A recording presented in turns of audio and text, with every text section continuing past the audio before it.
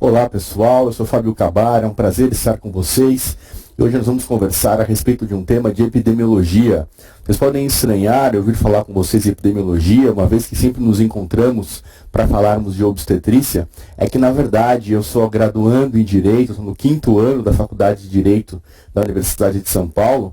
E a mim é muito caro, eu gosto muito dos temas relacionados à legislação, os temas relacionados às portarias e tudo aquilo que se refere à normatização da saúde no nosso país também. Trabalho com direito médico. Então, hoje nós vamos conversar a respeito da ANS.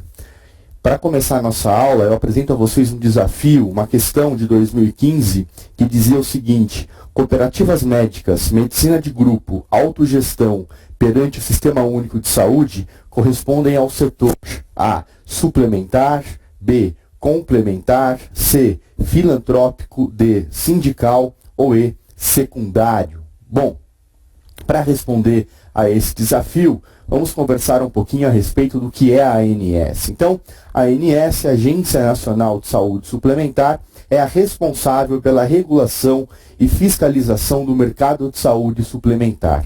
Nós sabemos que o SUS é o nosso sistema de saúde que dá direito a todo cidadão brasileiro, a todo cidadão residente no nosso país a ter acesso à saúde. O SUS é da Constituição de 1988, mas nós sabemos também que existe um grande número de pessoas, um grande número de brasileiros que contam, além desta assistência universal, gratuita do SUS, contam com algum plano de saúde, não é?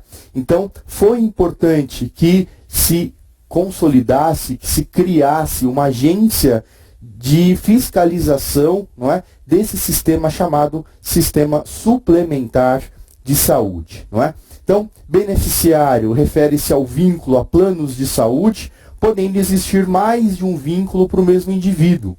Ou seja, não existe limite. Você pode ter, por exemplo, um vínculo individual, fazer um plano de saúde individual, e você pode, uma vez trabalhando numa empresa, ter o plano de saúde relacionado à sua empresa, não é? Isso muitas vezes não é necessário, nem é muito inteligente, mas muitas vezes você acaba tendo uma complementação da cobertura. Vamos conversar ainda hoje a respeito dos planos disponíveis no mercado. Então vamos supor que você tenha pela sua empresa um plano hospitalar em obstetrícia, né?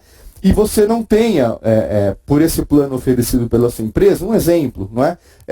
A cobertura ambulatorial, não é?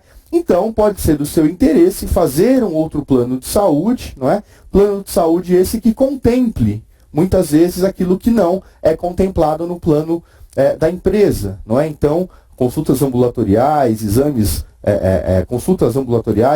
laboratoriais, não é? Então, não existe essa limitação de número de planos de saúde, você pode ter mais de um vínculo por indivíduo. Então, se essa pessoa física pode estar vinculada a mais de um plano, o número de beneficiários cadastrados na ANS é superior ao número de indivíduos que possuem planos privados. É claro, não é? Se cada pessoa pode ter mais de um vínculo, tá certo? Se espera que você tenha um número maior de vínculos do que o número de pessoas que realmente estão cobertas pela saúde suplementar.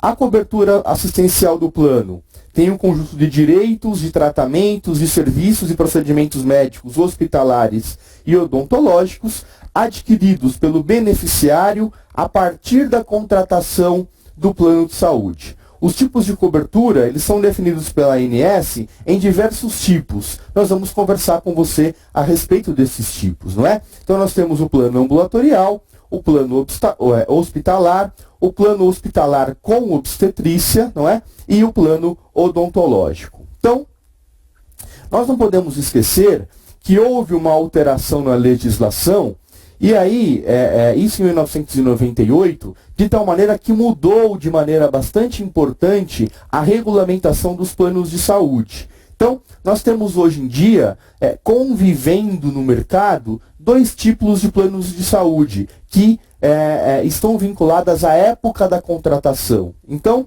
temos os planos novos, que são aqueles cujos contratos foram celebrados na vigência da Lei 9.656 de 98, ou seja, a partir do 1º de janeiro de 99, né? Então a lei foi promulgada em 98, para início da sua vigência em 1º de janeiro de 99, não é?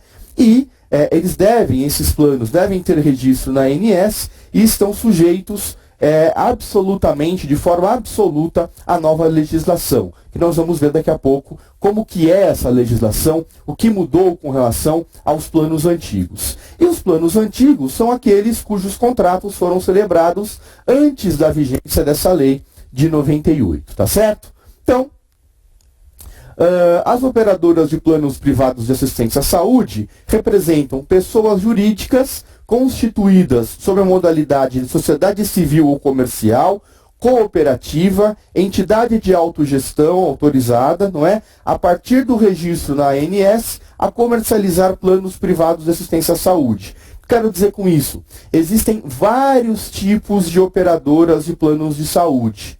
Tá? Nós temos aquelas cooperativas, nós temos as pessoas jurídicas de sociedade civil ou comercial, nós temos as entidades de autogestão, né? E eu também vou falar com vocês daqui a pouco com relação à diferença entre esses diversos tipos de planos de saúde, tá bom?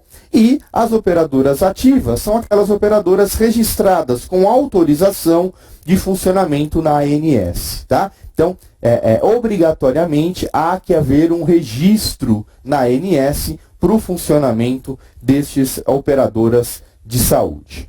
Então, o tipo de contratação do plano, não é? Os planos podem ser classificados quanto à forma de sua contratação em individual ou familiar, né? Então, o contrato assinado entre um indivíduo e uma operadora de planos de saúde para assistência do titular do plano ou do titular e seus dependentes. Né? Você opta no momento da assinatura do contrato, se você vai assinar e ser o titular, e aí apenas você que vai estar coberto pelas garantias da operadora de saúde, ou se você vai estender a seus dependentes, não é? Filhos, esposa, pais, não é?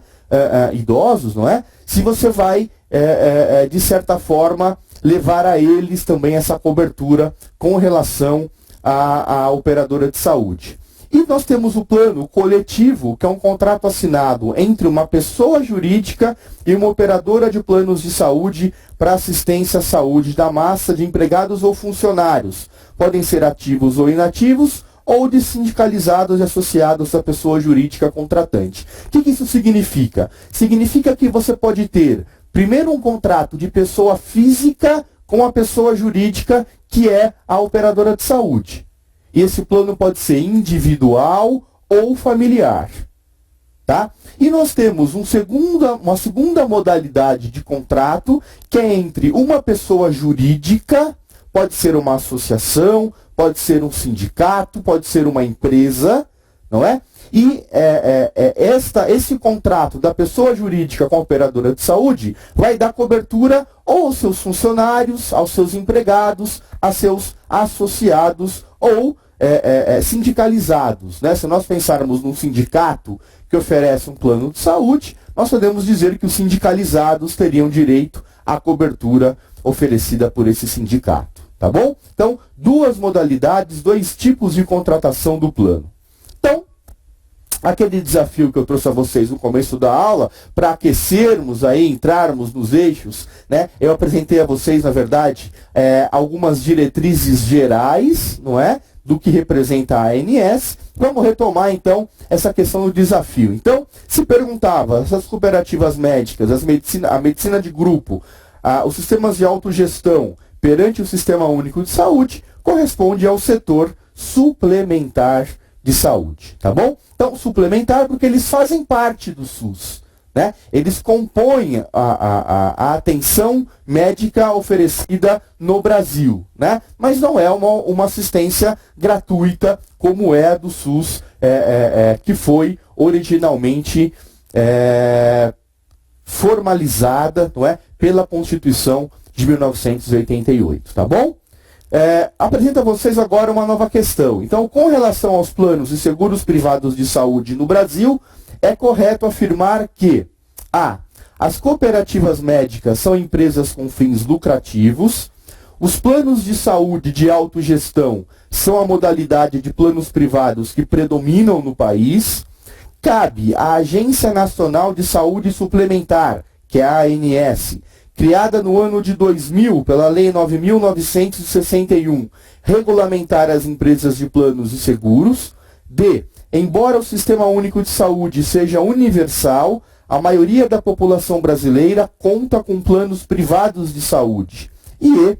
A existência dos planos e seguros privados de saúde representa economia para o Sistema Único de Saúde, pois assim parte da população deixa de utilizar o sistema público, tá bom? Então, nós vamos conversar a respeito dessas diferenças entre os diversos tipos de operadoras de saúde e falar mais a respeito da regulamentação pela OMS. Então, o histórico regulatório. Antes da Lei 9656 de 98, as demais operadoras estavam sujeitas à atuação da Justiça e de entidades de defesa do consumidor, porque não havia uma regulamentação formal que pudesse regular, não é, essa questão da relação dos contratos entre o cidadão e a operadora de saúde. Então, você tinha aí uma série de demandas, não é?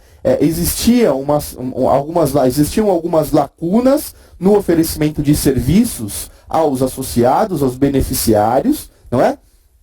E o que acontecia é que muitas vezes ia-se buscar a cobertura complementar na justiça.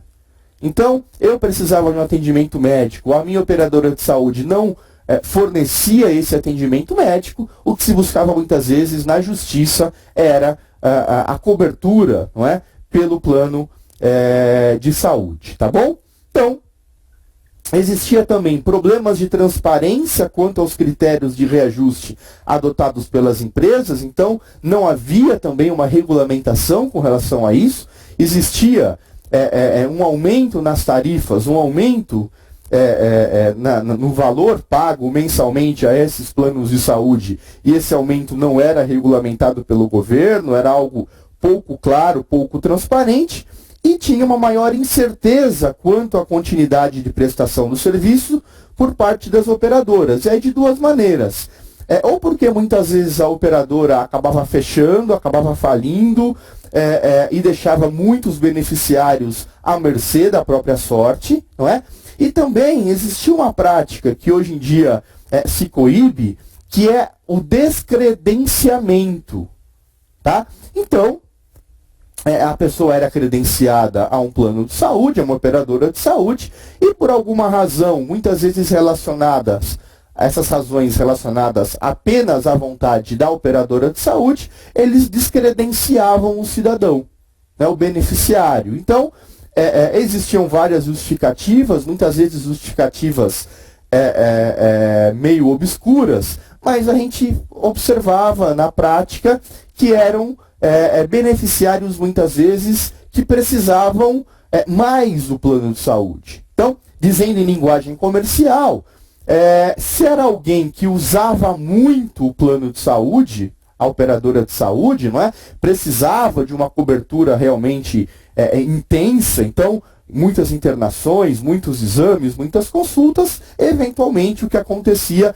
não com essa justificativa direta, não é? Mas por outras maneiras, por outros meios, as operadoras de saúde buscavam o descredenciamento dessas pessoas. Bom, a Lei dos Planos de Saúde de 98, ela veio para dar uma maior clareza, não é, às relações contratuais entre as operadoras e os beneficiários, não é? E ela reza primeiro pela cobertura de todas as doenças listadas no CID-10. Né? Então nós temos o CID-10, as doenças que estão ali listadas no CID-10 têm a cobertura do plano de saúde, com algumas exceções. Tá? Vamos falar também daqui a pouco a respeito delas. É permitida a comercialização de planos exclusivamente ambulatoriais ou hospitalares. Então, aquelas modalidades que nós falamos, isso é previsto pela lei. Então, eu só vou comercializar um plano hospitalar. Esse plano não vai dar cobertura ampla a todos os atendimentos médicos ou de saúde, apenas para atendimento hospitalar. Isso é legal? É legal. você celebra no seu contrato, você inclui a cláusula no seu contrato, geralmente são contratos que já estão prontos, né? São contratos de adesão, mas tem lá no seu contrato que você vai ter direito apenas à assistência hospitalar, ou uma assistência ambulatorial, não é? Você quer apenas consultas, você quer apenas exames de laboratório, enfim, você é livre para contratar com a operadora de saúde, mas com as regras bem claras. Essas regras, elas são muito fortes com relação à proteção do consumidor. Então, na esteira aí das leis que vieram após a Constituição de 88, após o começo da década de 90, o Código de Defesa do Consumidor, né, que mostra uma tendência, uma proteção do consumidor, né, vendo aí que existe uma desigualdade de poderes entre as pessoas jurídicas, no caso as operadoras de saúde, e as pessoas físicas, os consumidores, não é? Então, os beneficiários, futuros beneficiários, a lei tem essa tendência de proteger, não é? De estar a favor do beneficiário, a favor do consumidor. E essa lei também prevê o controle do reajuste de preço, inclusive por faixa etária.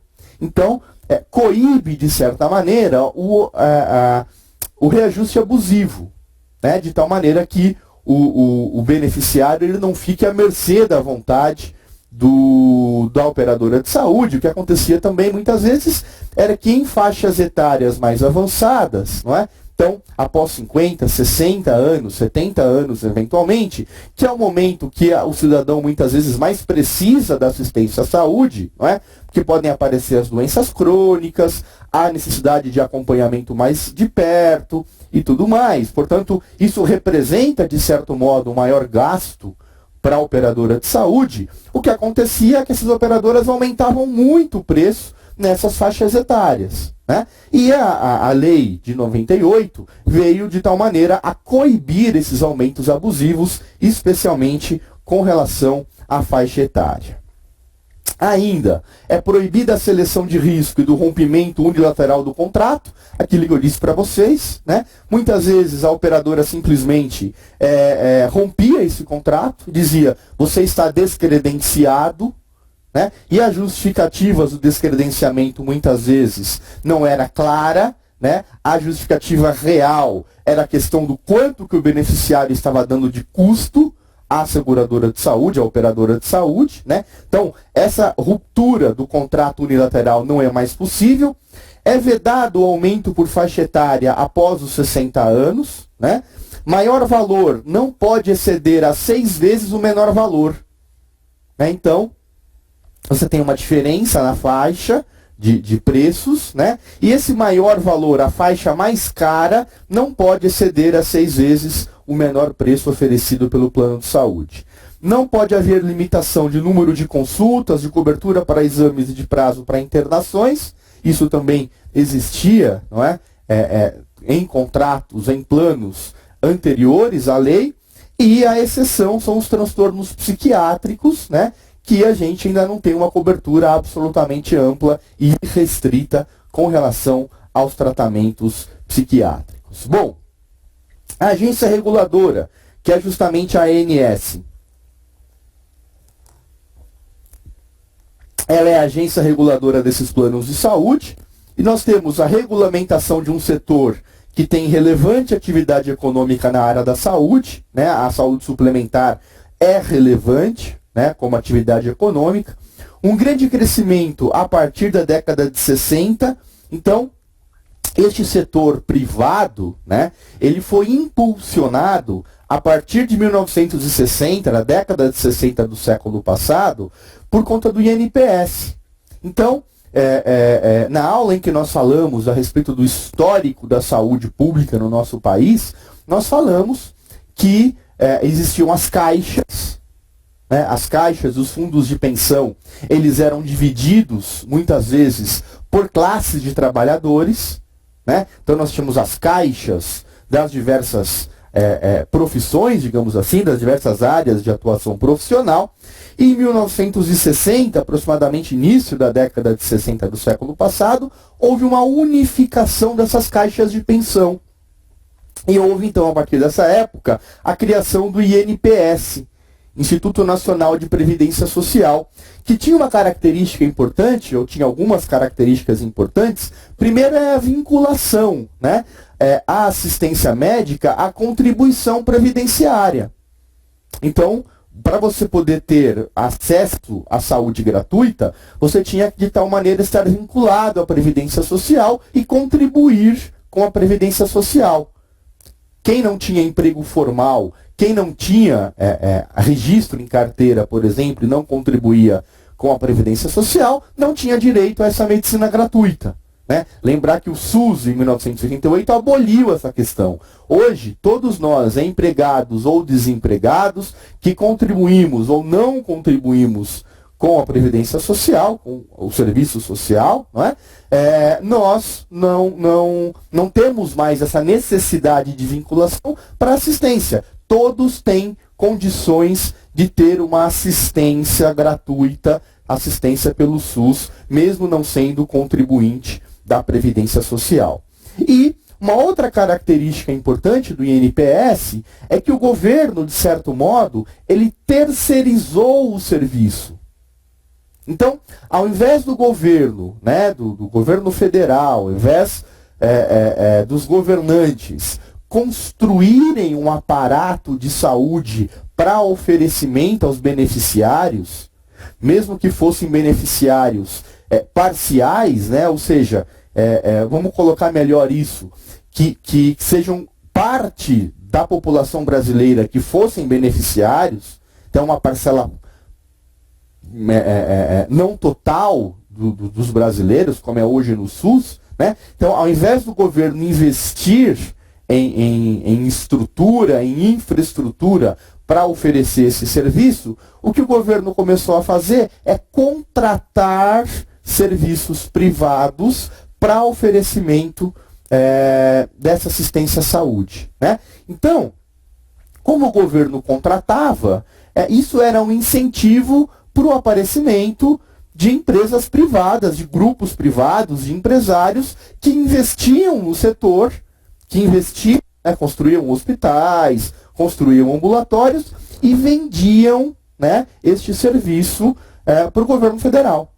Tá? Então, desde a década de 60, este setor, que é o setor de oferecimento de saúde, oferecimento privado de saúde, ele tem uma relevância na atividade econômica, porque ele está presente e nós tínhamos até 88, né, uma tradição, uma tendência do serviço terceirizado, do serviço particular que era oferecido pelo serviço público, uma vez que o serviço público, uma vez que o governo contratava, pagava, terceirizava estes serviços particulares, tá bom? Bom, a criação da ANS, ela ocorreu no início do ano 2000 e importante, foi importante e continua importante pela criação e atualização do rol dos procedimentos médicos. Então, este rol ele é atualizado frequentemente a cada 2 anos, né?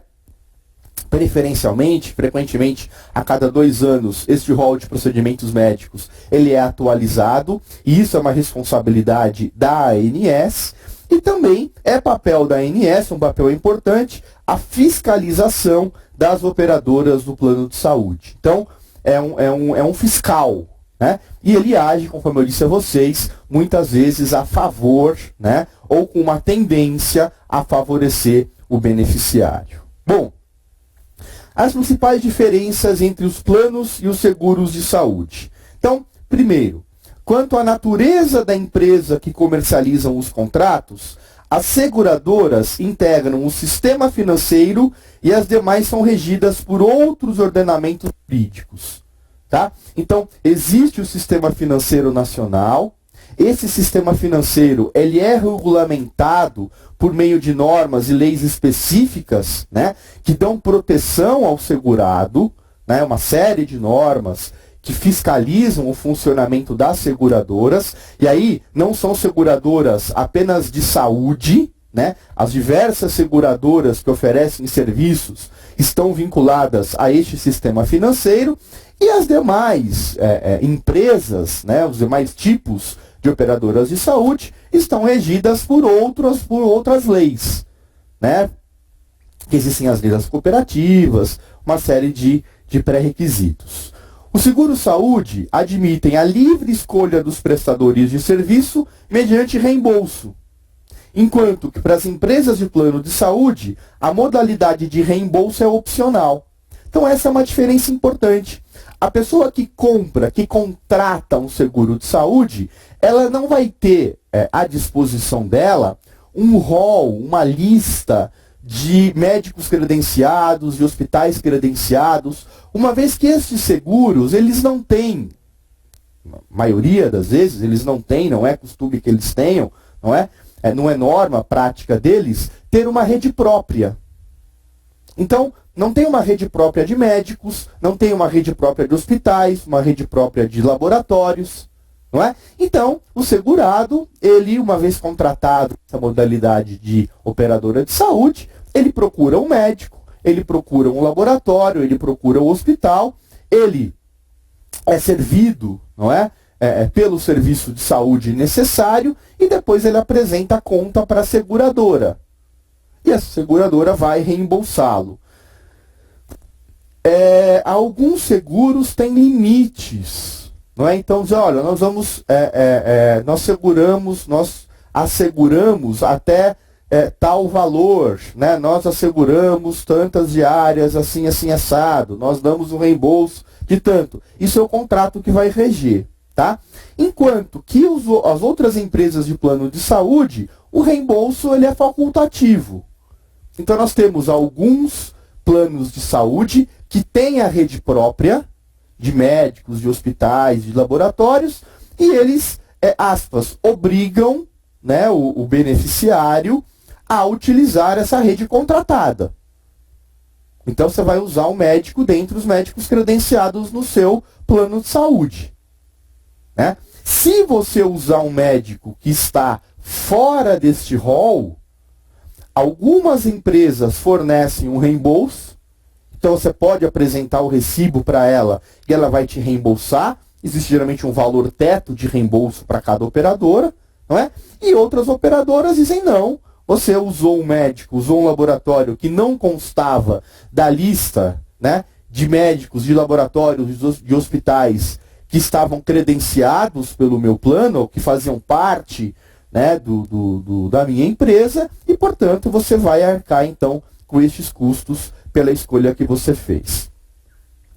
Você pode ainda dividir as ações em autogestão, né? Então, são planos patrocinados diretamente por empresas que administram os serviços direta e exclusivamente a seus funcionários e dependentes. Vamos dar aqui um exemplo, a Cassi. Né? A Cassi é uma empresa, se não me engano, do Banco do Brasil, e é uma empresa que foi criada, gerenciada pela própria empresa, pelo próprio banco. Tá? E a partir daí, todos os funcionários vinculados, e os dependentes, não é? Vinculados a esse trabalhador, eles têm a cobertura deste plano de saúde, desta modalidade. Então, não é uma empresa terceirizada, é a própria empresa, a própria indústria, a própria fábrica, a própria pessoa jurídica, né, no caso o Banco do Brasil, por exemplo, que vai regular, que vai oferecer, então vai criar, vai regulamentar e vai oferecer esse plano de saúde a seus funcionários e dependentes. Nós temos a medicina de grupo, as empresas de medicina de grupo, que na verdade são as empresas constituídas para prestação de serviços, onde os usuários ou as próprias empresas contratam, contribuem com o valor fixo de pagamento, o qual garante assistência no termos do contrato. Então, vamos falar aí, por exemplo, de uma empresa dessas que vocês mais conhecem. Vamos falar aqui da Intermédica. Eu não gosto de ficar falando o nome, parece que estou fazendo propaganda. Não estou fazendo propaganda. Mas vamos imaginar a Intermédica. A Intermédica é uma empresa de medicina de grupo. né? Então, é uma empresa que visa lucro, né? Essa empresa, ela tem geralmente uma lista de médicos, ela investe num aparato hospitalar, laboratorial, ela contrata hospitais e laboratórios que oferecem serviço aos seus beneficiários. Você faz um contrato você paga uma mensalidade, é um valor fixo, né? Não é um valor que vai variar de acordo com a utilização do plano. E você vai ter assistência nas condições contratadas por você e pela operadora. Tá? E aí entra de novo aquela modalidade ou aquela diferença de modalidades que nós falamos, hospitalar com obstetrícia, ambulatorial ou completo. Tá? Que aí você vai contratar e você vai decidir com a sua operadora a maneira que você vai contratar. Então, isso são empresas de medicina de grupo. Nós temos as cooperativas médicas. Então, o grande exemplo, isso eu posso falar porque temos no Brasil inteiro, as Unimedes.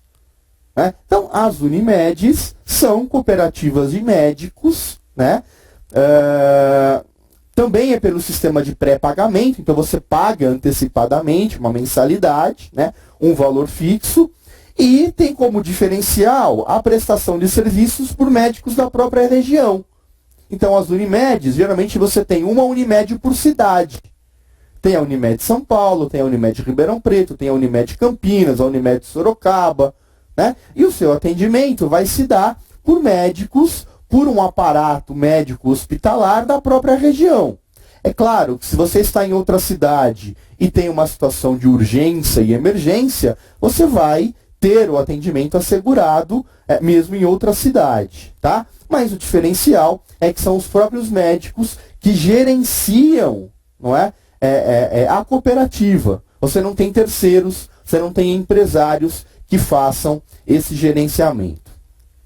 O seguro-saúde é um sistema de assistência médica hospitalar que tem como principal característica o reembolso das despesas efetuadas pelos segurados. Foi o que eu falei para vocês. Né? Então, você faz um seguro-saúde. Na maioria dos casos, essa seguradora não tem uma rede própria, né? Uma rede própria de médicos, de hospitais, enfim. E o que você faz é oferecer a eles o recibo. Você toma o serviço, né? Você usufrui do serviço médico hospitalar, você paga, você pega um recibo, uma nota, né, comprovante das suas despesas, e você apresenta ao seguro de saúde, ele faz para você o reembolso dessas despesas. Tá? Imaginar um seguro de carro, né?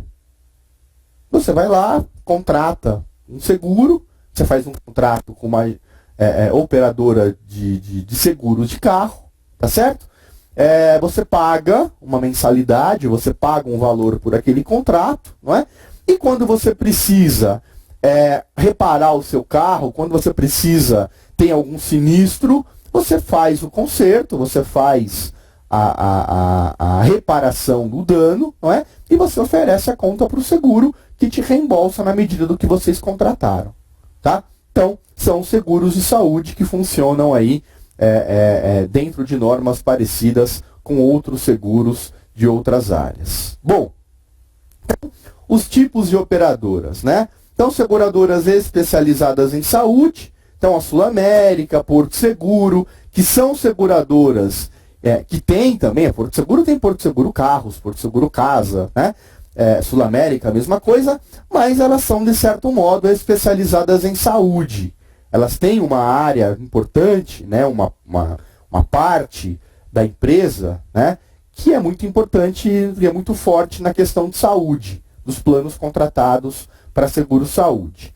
Nós temos os sistemas de autogestão, então tem a Cabesp, tem a CACI, que eu dei exemplo para vocês do Banco do Brasil, tem o sistema de saúde da Volkswagen. Nós temos as medicinas em grupo, então a Amil, a Golden Cross, né? Nem sei se Golden Cross ainda existe, mas a Amil certamente existe, né? Que nós temos como empresas, exemplos de empresas de medicina de grupo. Nós temos as cooperativas, eu dei o exemplo da Unimed, e nós temos as operadoras chamadas filantrópicas, e aqui os principais exemplos são as Santas Casas, não é? que são entidades filantrópicas que têm convênio com o SUS, né? E não tem, as Santas Casas, elas não têm o objetivo do lucro, né? Elas têm aí um objetivo filantrópico de oferecimento de serviço à população. Não são só Santas Casas, nós temos diversos tipos de outras sociedades filantrópicas. Então, muitas vezes temos beneficência, a Sociedade de Beneficência Portuguesa, que é uma sociedade grande, filantrópica. Parte do Sírio-Libanês oferece um atendimento ao SUS, é considerado um atendimento filantrópico, e assim por diante. Então, as modalidades não lucrativas. A cooperativa médica, a remuneração através de tabela de procedimentos, geralmente adotada pela AMB, opera através de serviços dos cooperados e contratados não cooperados, então fornece uma relação ao associado, né? Frequentemente são cooperados, tá? Que oferecem um serviço. É difícil que você tenha uma terceirização, então um atendimento por parte de médicos, por parte de serviços que não façam parte da cooperativa, né? Então você tem muitas vezes uma infraestrutura bastante razoável da própria cooperativa para oferecer os serviços, opera com autorização para procedimentos terapêuticos e diagnósticos, com exceção da consulta médica, intermediadora entre a clientela e o profissional médico, né? Então o médico ele é cooperado, a Unimed faz essa intermediação entre o médico e o beneficiário. A maioria das cooperativas são de pequeno e médio porte e se organizam na Federação das Unimedes, né? Então, existe uma federação, né, nacional de Unimed e as diversas Unimedes em cada município, em cada grupo de municípios, e permite o controle de gastos com produtos de saúde. Tem um certo gerenciamento para ver o oferecimento, para ver a questão dos gastos, para deixar a empresa, a cooperativa, saudável do ponto de vista financeiro. Os sistemas de autogestão remuneram através de tabelas de procedimento, são tabelas próprias e geralmente com valores mais elevados, operam através de serviços contratados, né? Então, é infrequente que que o Banco do Brasil tenha, por exemplo, o seu aparato hospitalar para oferecer para o seu funcionário. Tá? Então a CACI contrata, né, serviços, terceiriza os serviços para oferecer para os seus funcionários. Operam com autorização para procedimentos terapêuticos e diagnósticos, com exceção da consulta médica, então isso também é possível. É intermediadora entre a clientela e o profissional médico também. Constituído no âmbito das empresas públicas ou privadas, são financiadas por meio de desconto compulsório na folha de salário e contribuição da empresa, geralmente 1:2. Tá? Então você tem parte vem do funcionário, parte vem da empresa. Você tem um certo desconto, né, na folha de salário, que é a contribuição que o funcionário dá para o plano de saúde. Então, não costuma ser absolutamente gratuito, né? Parte do valor é financiado pelo próprio trabalhador, é descontado da sua folha salarial. E permite o controle também de gastos com os produtos e produtores de serviços. As lucrativas, né? Então aquelas que visam ao lucro. Então a medicina de grupo, remuneração através de tabelas de procedimentos, opera através de serviços contratados, fornece relação ao associado e alguns são próprios. Gente, vejam, isso aqui que a gente está falando é extremamente importante. Tá? Eu sei que o assunto epidemiologia, os assuntos relacionados à epidemiologia não são dos mais interessantes, mas eles representam 20% das questões da prova de residência. É muito importante, tá? Isso que nós estamos falando, as modalidades lucrativas, as não lucrativas, as características das cooperativas, da medicina de grupo, é algo que frequentemente aparece nas provas de residência, tá? Então, retomando, as medicinas de grupo têm tabelas de remuneração, tá? tem serviços contratados e tem serviços próprios, então a Amil, por exemplo, tem uma rede própria. Tá? Você tem lá hospitais que foram comprados pela Amil. E esses hospitais são gerenciados pela medicina pela empresa, pela operadora vinculada à medicina de grupo. Tá? Eventualmente, não tem todo o aparato médico hospitalar necessário próprio. Então ele contrata, ele terceiriza de outra pessoa, de outro grupo, né, de outro prestador. Né? Então tem essas duas possibilidades. Tem uma corresponsabilidade jurídica na prestação de serviços, opera com autorização para procedimentos terapêuticos e diagnósticos, com exceção da consulta médica, né? Então tem essa possibilidade também.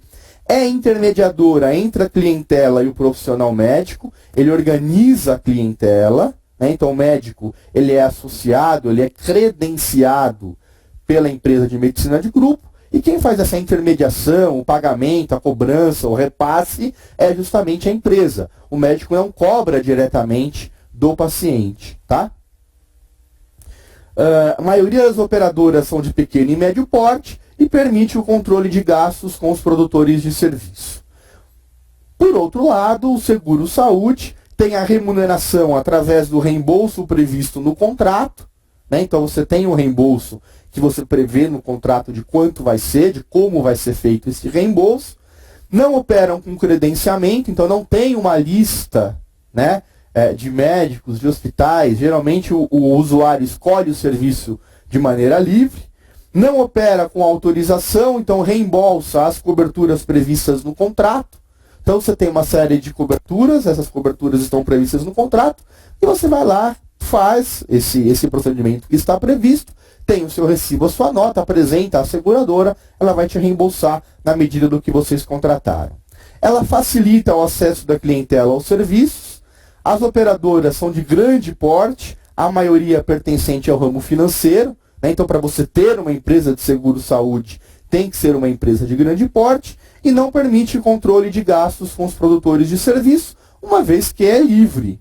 Né? É livre. Você vai lá e você faz o serviço, você gasta aquilo que você precisa, a pessoa, o médico, o hospital, utiliza aquilo que é necessário, e o seguro-saúde não tem como controlar esses gastos. Né? Uma vez apresentada a nota, se for um procedimento que consta do contrato até aquilo que foi contratado, na verdade, o seguro-saúde vai te reembolsar. Bom, qual que é a cobertura mínima e obrigatória de ação de saúde? Existe um rol de procedimentos obrigatórios, não é? Essa lista de procedimentos, exames e tratamentos que os planos são obrigados a oferecer, então é especificado isso, né? E é válida para os planos contratados a partir de 1º de janeiro de 99, sendo revisada a cada 2 anos. Lembra que nós falamos? São os planos novos. Os planos novos, aqueles que nós falamos lá no início da aula, que vieram após a lei de 98, começaram a viger em 1º de janeiro de 99, esses planos de saúde, eles estão vinculados a este rol de procedimentos, a essa lista de procedimentos que é revisada a cada 2 anos. Então, quando você fala nos diversos tipos de oferecimento de saúde, nós temos principalmente o ambulatorial, o hospitalar sem obstetrícia, o hospitalar com obstetrícia e o odontológico. Temos ainda um plano que é o de referência, ou seja, que é o mais oferecido, que é o mais contratado. E, frequentemente, ele engloba todas as modalidades, com exceção do plano odontológico. Então, o segmento ambulatorial, o que ele dá direito? A consultas, exames, tratamentos e procedimentos ambulatoriais. Tá? Ele não dá direito à internação, ele não dá direito a parto. Tá? Temos o plano hospitalar sem obstetrícia.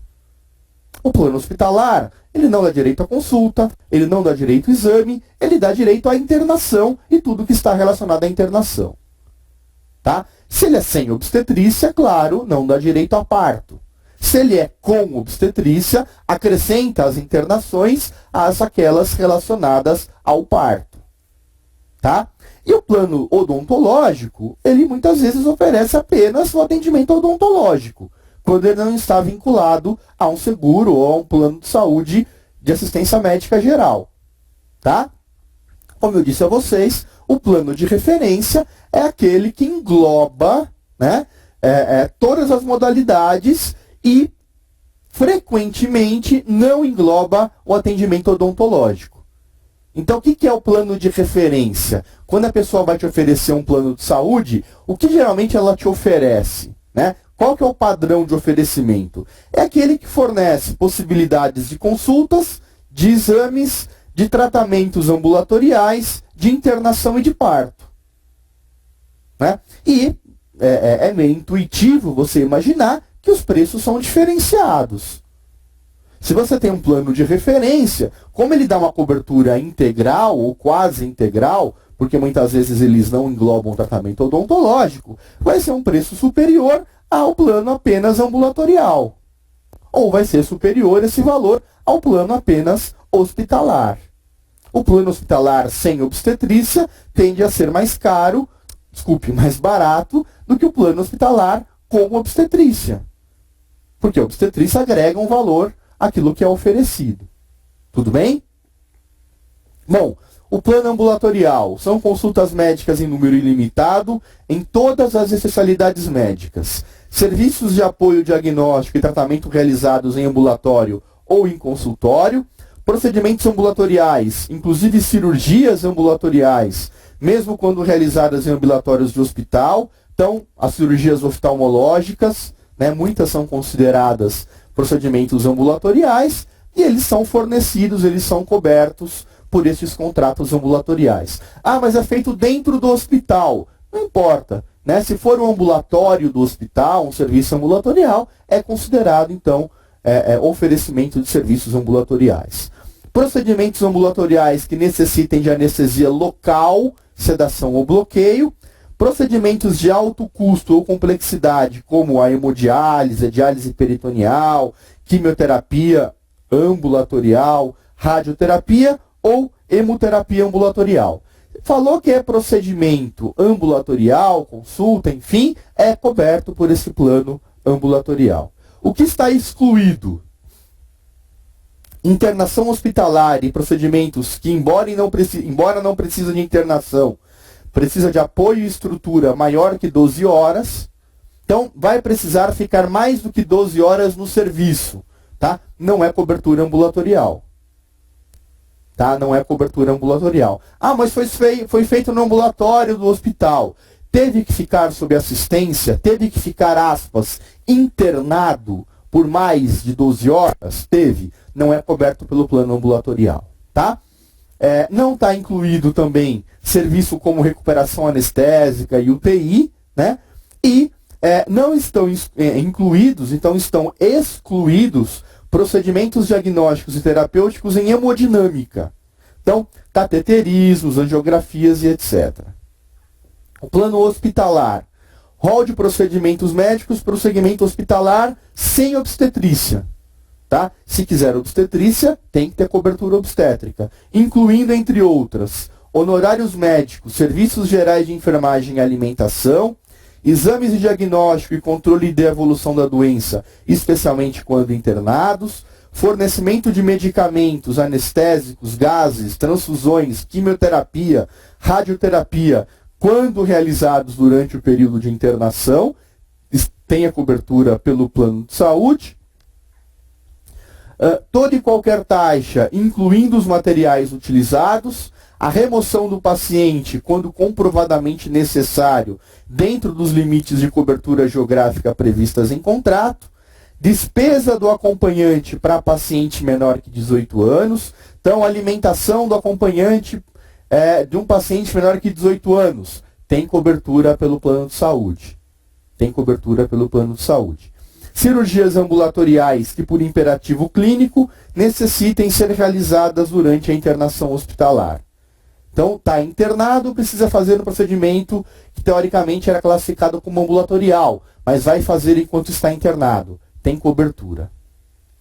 Hemodiálise, diálise peritoneal, quimioterapia, radioterapia, braquiterapia, hemoterapia, nutrição parenteral e enteral, hemodinâmica, embolizações e radiologia intervencionista sempre que o paciente estiver internado. Cirurgia plástica reconstrutiva de mama para tratamento de mutilação decorrente do câncer, acompanhamento clínico no pós-operatório imediato e tardio dos pacientes submetidos a transplante de rim e de córnea, exceto o medicamento de manutenção.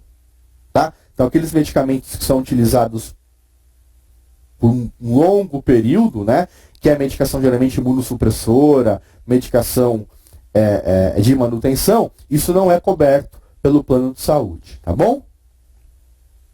O plano com obstetrícia, então, ele é composto pela cobertura do plano hospitalar, somado aos atendimentos relacionados ao pré-natal e ao parto. Então, o que são os procedimentos relativos ao pré-natal?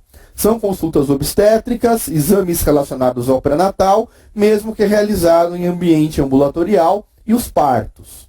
Tá? Ah, não, mas é uma consulta ambulatorial, o meu plano é hospitalar. Não tem importância, é um procedimento obstétrico, a consulta pré-natal faz parte do plano que você contratou.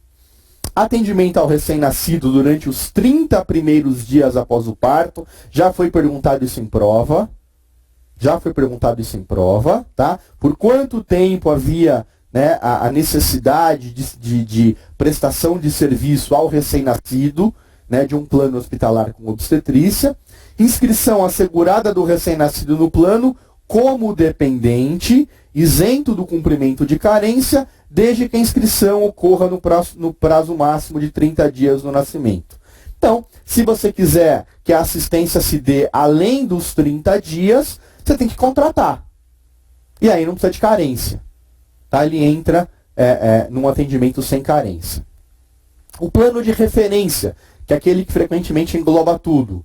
Coberturas relacionadas para o plano com cobertura ambulatorial, somada às previstas para o plano com cobertura hospitalar com obstetrícia.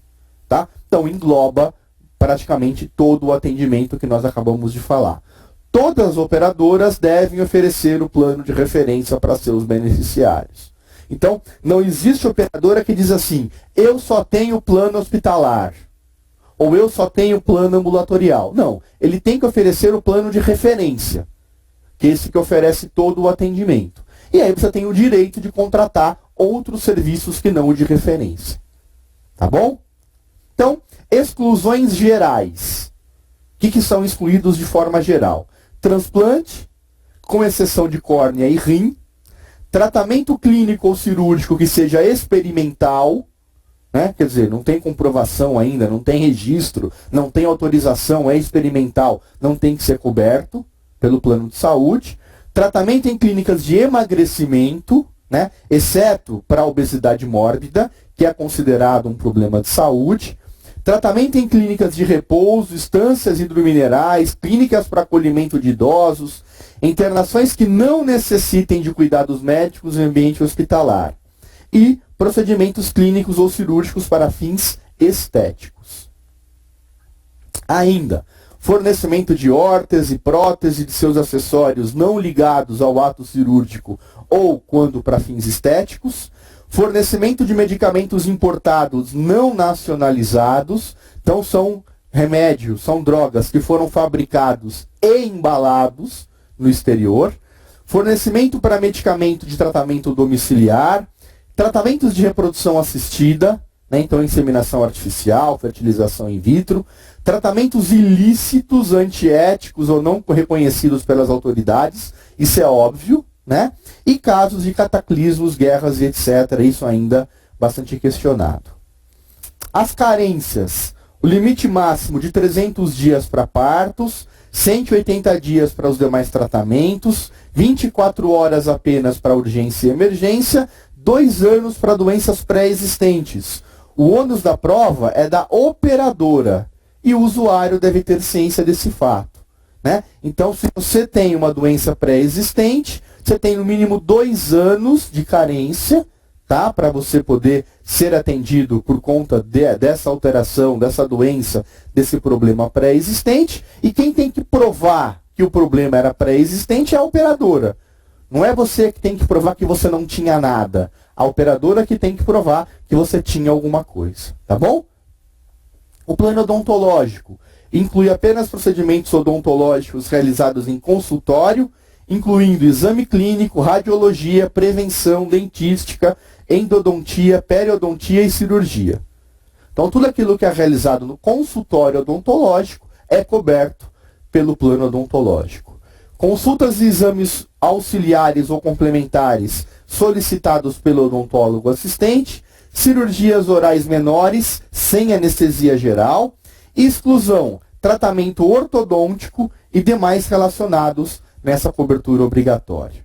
Então, nós temos aí que hoje, né, na verdade em 2010, quase 20% eram dos planos antigos e já 81% eram dos planos novos.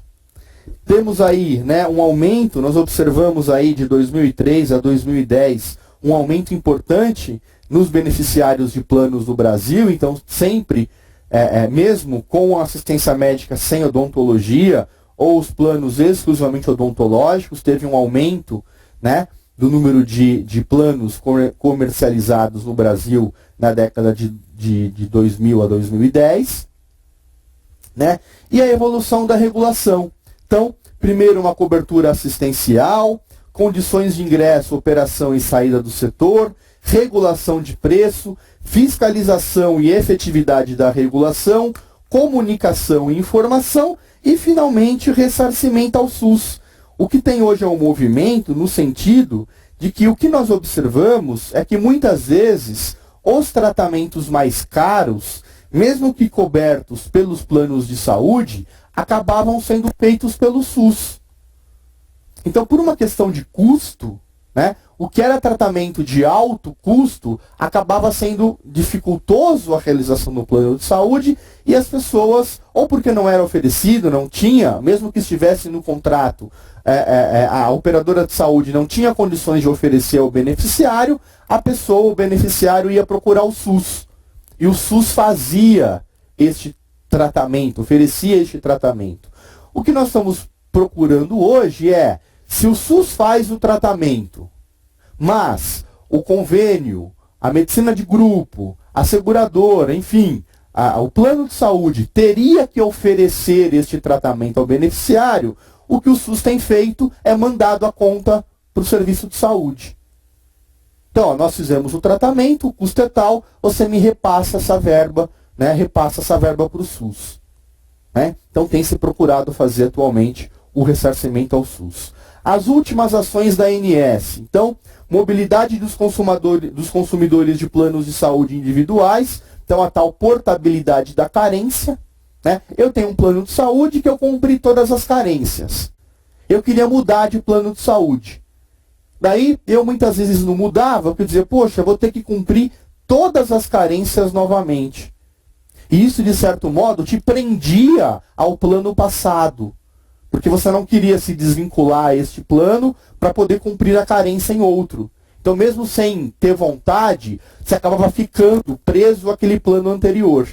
Com a portabilidade da carência, existe a possibilidade de mudança do plano. Então, não estou satisfeito com este plano, já cumpri todas as carências relacionadas a ele, quero mudar para uma outra operadora. Ah, mas eu vou ter que cumprir carência. Não vai ter. Se já cumpriu no plano X, essa carência tem portabilidade para o outro plano de saúde. Tá? E a atualização do rol de procedimentos médicos em 2010, houve a inclusão de 57 novos procedimentos. Foi, na verdade, das mais importantes. Então, acresceu o transplante de medula óssea, o PET scan, etc. Então, a questão que eu lhes apresentei, com relação aos planos e seguros privados de saúde no Brasil, é correto afirmar que as cooperativas médicas são empresas com fins lucrativos. Não, nós colocamos que as cooperativas não têm fins lucrativos. Os planos de saúde de autogestão são a modalidade de planos privados que predominam no país. Também não. Tá? Na verdade, a autogestão estão vinculadas a algumas empresas. São apenas algumas empresas, não é? Algumas pessoas jurídicas que têm o seu sistema de autogestão. Então, falamos de Cabesp, falamos de CACI, né? A da Volkswagen, não é a maior parte dos trabalhadores, a maior parte dos brasileiros que tem esse tipo de cobertura. Cabe à ANS, criada no ano de 2000, pela Lei 9961, regulamentar as empresas de planos e seguros. É isso mesmo. É isso mesmo. Cabe à ANS que você tenha a regulamentação dos planos de saúde. Embora o Sistema Único de Saúde seja universal, a maioria da população brasileira conta com planos privados de saúde. Não é verdade. Temos um bom número de brasileiros com planos privados, mas não é a maioria da população. Tá? Não é a maioria da população.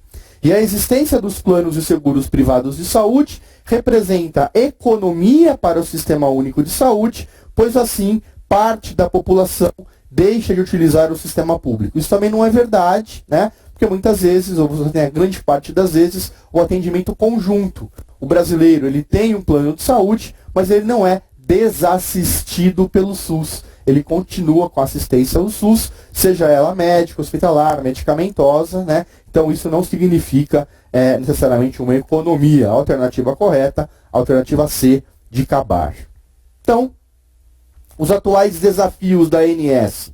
A migração dos contratos antigos para os contratos regulados, então chegar a 100% de contratos novos, a repactuação da relação operadoras-prestadores, então os médicos, os laboratórios, as clínicas de hospitais, isso é muito difícil, existe uma queixa muito grande por parte dos prestadores de serviço pela baixa remuneração das operadoras, o resseguro e o cosseguro, a integração ao SUS, na medida do que nós conversamos, a assistência farmacêutica, tá, que ainda não é oferecida de maneira ampla para os segurados, para os beneficiários, e coibir os falsos planos de saúde, que são os cartões de descontos, que não podem funcionar no Brasil. Tá? Então não tem cartões de desconto. Né? Então você vai lá, contrata e diz, olha, você tem um desconto aqui para realizar tal consulta. Isso é considerado falso plano de saúde. Tá bom? Então, a resposta correta àquela questão que nós falamos é realmente a alternativa C, de acabar. Tá bom? A questão de 2012 da Santa Casa fala: o seguro-saúde é uma das modalidades do sistema supletivo de assistência médica com as seguintes características. Então, o seguro-saúde possui rede de serviços ambulatoriais próprios, mas não tem hospitais. Não tem. Lembra que nós falamos que os seguros de saúde, eles oferecem um serviço terceirizado. Você vai lá, contrata o médico, contrata o hospital, pega o recibo, anota, oferece e eles te ressarcem. Não é normalmente serviço próprio, nem ambulatorial, nem hospitalar. É administrado por empresas não médicas e possui rede de serviços próprios. Não possui rede de serviços próprios.